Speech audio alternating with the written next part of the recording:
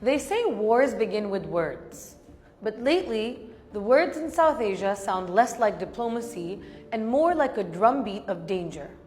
Within just a few days, three of India's top men, the defense minister, the army chief, and the air chief, have issued threats so fierce they could make even war seem casual. Any misadventure, warned the defense minister, will change both history and geography.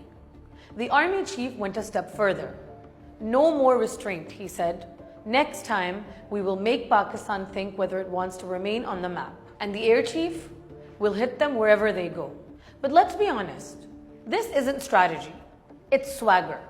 It's not strength, it's insecurity wrapped in noise. Why this sudden burst of bravado?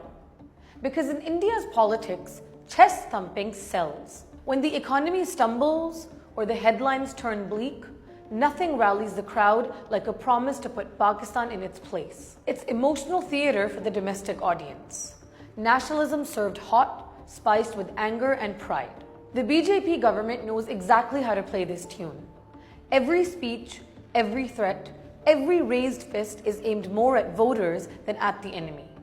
But here's the danger. When leaders start believing their own hype, performance turns into policy. And once you've promised to redraw maps, how do you step back without looking weak? Is this about deterrence or about damaged pride? After May's escalation, when Operation Sindoor exposed India's vulnerabilities and both sides were forced to back off under global pressure, Delhi was left nursing its ego.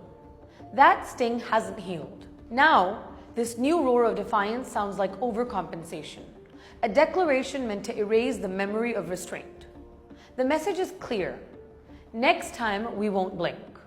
But the louder the roar, the deeper the doubt it hides. Let's cut through the noise.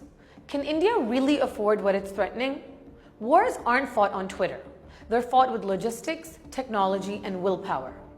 Pakistan may be smaller, but it's battle-hardened, seasoned, and strategically sharper than Delhi gives it credit for. It has strengthened alliances, from Saudi Arabia to Washington, and proven that it isn't the isolated underdog many imagine. India's bombast, by comparison, feels like a desperate attempt to mask its anxieties. When a nation truly holds the upper hand, it doesn't need to shout about it. If, just for a moment, we accept the grim possibility that India actually starts a war, then the fallout would be decisive and catastrophic for both sides. Pakistan has warned that the old Indian assumption of geographical immunity is over. This time, the strike would reach Western industrial hubs and could cripple the economy in days. A conflict between two nuclear-armed neighbors would not stay a limited skirmish. It would redraw the regional balance permanently. Trade would grind to a halt, markets would shatter, and millions would be uprooted. Even conventional counter-value strikes could be devastating. Pakistan's response could reach deep into India's industrial belts and digital backbone. Picture the cost.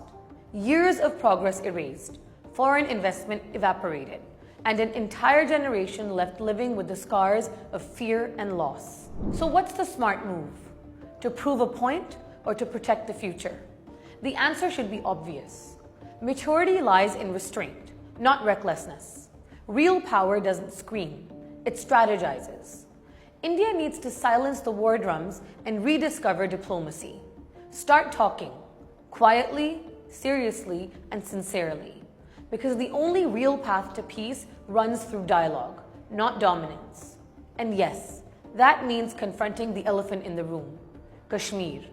Until that wound is healed, every ceasefire will just be a pause before the next explosion. Can India afford permanent hostility with its neighbor? No. Geography doesn't bend to pride. Pakistan isn't disappearing, and India isn't invincible. The only real future is coexistence, built on realism, not rhetoric. Because in the end, words can save or destroy. The real test of leadership isn't who can roar the loudest, but who can step back when the crowd screams for fire. Nationalism is a flame. It can light a nation's spirit, or it can burn its house down. And right now, India is playing with matches in a room full of gasoline. Nations don't fall to their enemies. They collapse under the weight of their own arrogance. And India must know that. What do you think? Will wisdom prevail over war talk, or will arrogance write the next tragedy? Share your thoughts below. Until next time, Allah Hafiz.